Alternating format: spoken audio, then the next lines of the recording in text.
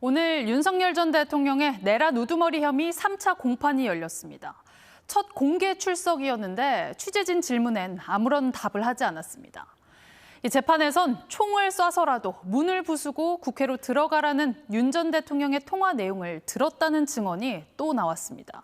이호준 기자입니다. 타고 온 차에서 내려 법원 출입구 앞까지 걸어온 윤 전 대통령. 자신의 형사재판에서 처음으로 취재진과 마주했습니다. 그러나 여러 질문에 대해 돌아온 답변은 없었습니다.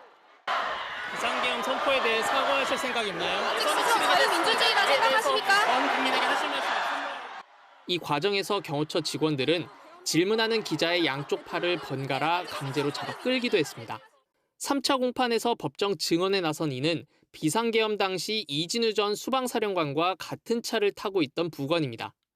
부관인 오상배 대위는 이 전 사령관과 윤 전 대통령 사이에 비화폰으로 오갔던 4차례 통화 내용을 듣게 됐다고 증언했습니다. 그는 윤 전 대통령이 본회의장으로 가서 4명이 한 명씩 들쳐업고 나오라고 지시했다면서 총을 쏴서라도 문을 부수고 들어가라고 말했다고 밝혔습니다. 이 전 사령관이 충격을 받은 듯 대답하지 않자 윤 전 대통령은 마치 강요하듯 재촉했다고도 설명했습니다. 네 번째 통화에선 계엄 해제 결의안이 통과됐더라도 2번, 3번 계엄하면 되니까 계속하라는 지시를 들었다고도 말했습니다.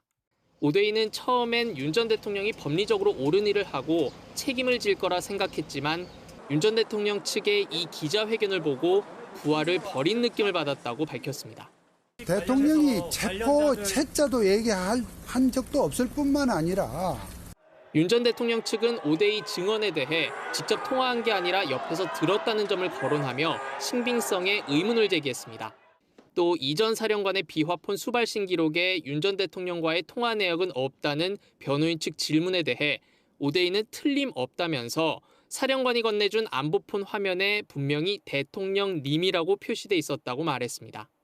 KBS 뉴스 이호준입니다.